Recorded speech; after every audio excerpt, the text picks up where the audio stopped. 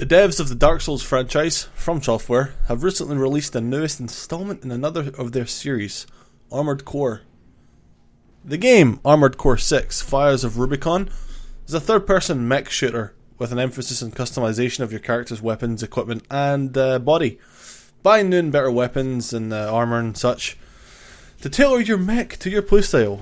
There are omnidirectional battles, entire battalions of enemies to shoot down and destroy, and, more importantly, boss battles. Now, since this is a From Software game, this might make you quiver in your mech boots. But remember, it's Armored Core, not Dark Souls. Unfortunately, this hasn't stopped players and game review journalists from whinging about its difficulty. Let's talk about this.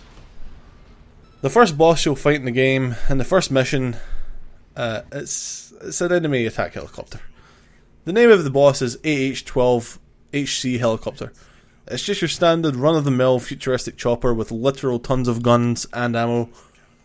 It has machine guns and missiles that it fires on the regular, but guess what? You can just sidestep and fly above it to avoid these attacks. It's not rocket science, really. This boss does have a hefty health bar and does also do a lot of damage to your impact gauge, which is poise, which puts you into a helpless staggered state. It doesn't last long though, but while in this staggered state, it can still do damage to your AP, which is armor points, which is your health bar.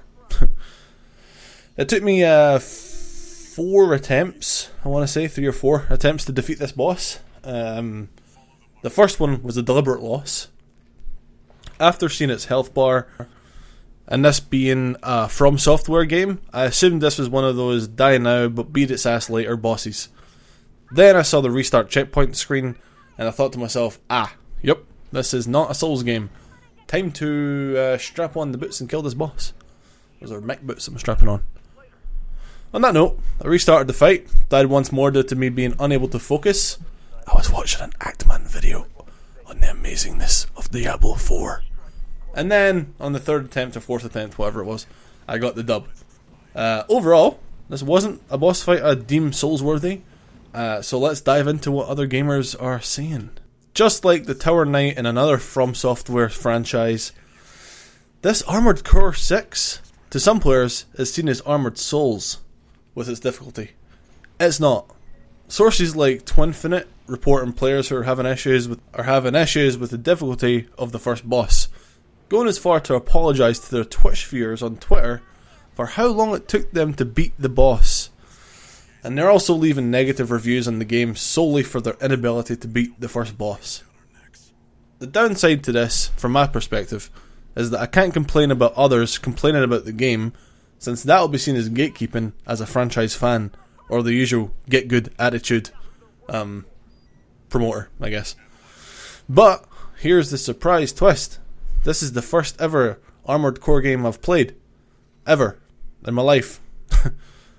As for fairness and difficulty, the game reminds me of others released back in the golden age of gaming, where they were made to be a challenge, not just handing out W's with every single boss and area, and had a base difficulty, that's a hard word to say, which was playable by nearly every player, and you could just keep on trying and get it done.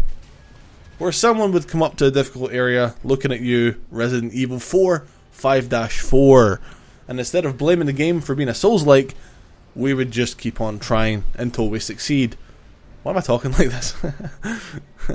Sound like, what's it called? Keemstar. That's the exact feeling I get from... This is the exact feeling I get from Armored Core 6. Notably, it reminds me of a game called The Red Star that I used to play as a kid on the PS2. I feel a lot of the things that people are complaining about in this game are based around the fact it's from a dev who are known to make difficult games, and that's all. If this was made by Capcom, say, I reckon there wouldn't be many complaints relating to the boss difficulties, but that's just a theory. A game theory. Anyway, I wrote that in the script, I had to read it. This tweet from my man Iron Pineapple himself sums it up pretty well.